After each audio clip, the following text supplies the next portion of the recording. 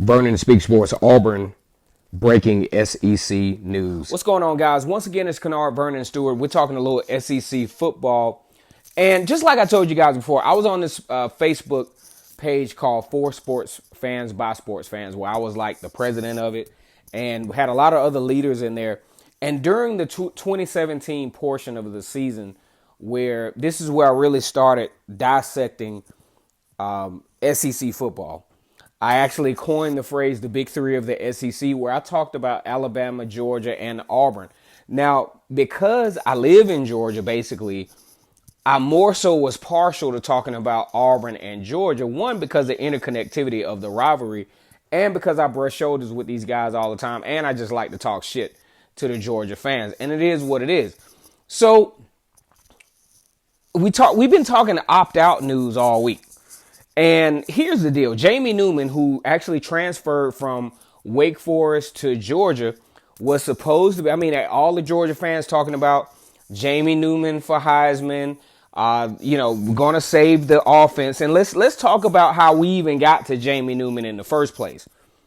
One, I just did not think Jake Fromm was going to declare for the NFL draft.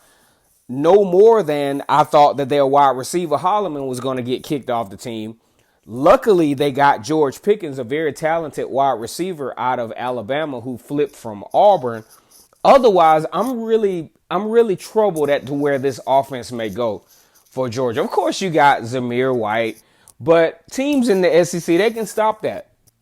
If you can't throw the football, if you don't have a quarterback that can really take your offense to the next level, like a Joe Burrow or Tua Tagovailoa, guys like those that actually neutralizes the other defense, has defensive coordinators literally frightened to death about what's about to happen. I don't know. And with Jamie Newman being out of the picture, I'm thinking about Florida. I'm thinking about Tennessee. Teams that are really starting to come up. And teams to where I'm starting to think maybe Georgia has missed their opportunity. I think about back in, 2017? Yeah, it was 2017. Auburn actually shellacked Georgia in Jordan Hare Stadium. They got revenge in the SEC championship game, come back from behind win against Oklahoma, whipping Alabama's ass all over the field in the national championship game, only to lose that football game in overtime.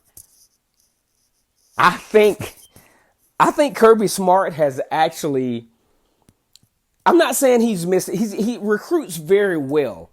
He has a lot of talented guys on the team that gives him the opportunity to possibly win. But when things like this happen, you still have to have the important pieces together. Let's rewind back to 2017. You have the number one quarterback in the state, basically in the United States, number one dual threat quarterback in Justin Fields. I'm not going to say the kid was lied to, but it sounds like there was some blurred lines as to what was going to happen. I think Justin Fields came in thinking, hey, I can beat this guy out. I can beat Jake Fromm out. Didn't do it. They had Justin Fields in all kind of weird packages, especially that little idiotic Wildcat package in the national championship game. In the SEC championship game in 2018 against Alabama.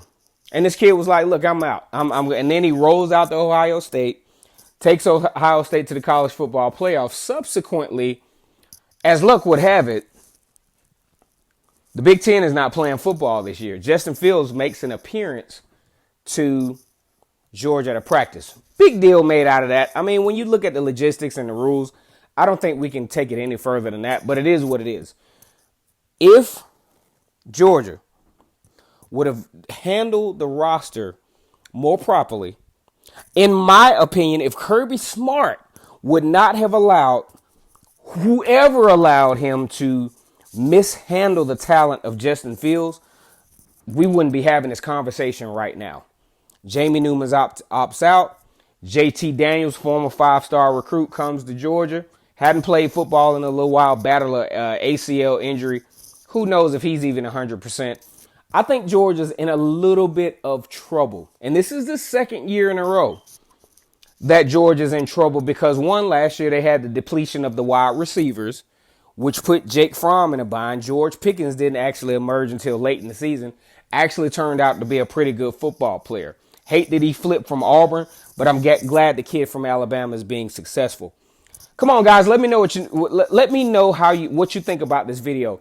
Georgia fans, Salty Dog, Brian Allen, Danny Blackman. Come on, man, let's chime in and let's talk about this Jamie Newman thing and how you guys feel about it. And all my Auburn fans, feel free to troll the Georgia fans. Once again, it's Kennard Vernon Stewart here for the podcast. We're talking Auburn football. SEC, the big three, Georgia, Alabama, and Auburn, of course. Those are the three teams that I mainly like talking about. I might ease a little South Carolina and a little Tennessee in every now and then. But in the Deep South, college football is king, and the battle cry on the plains of Auburn is War Eagle. Please subscribe to my channel, Vernon Speaks Sports Auburn. You guys have a good night.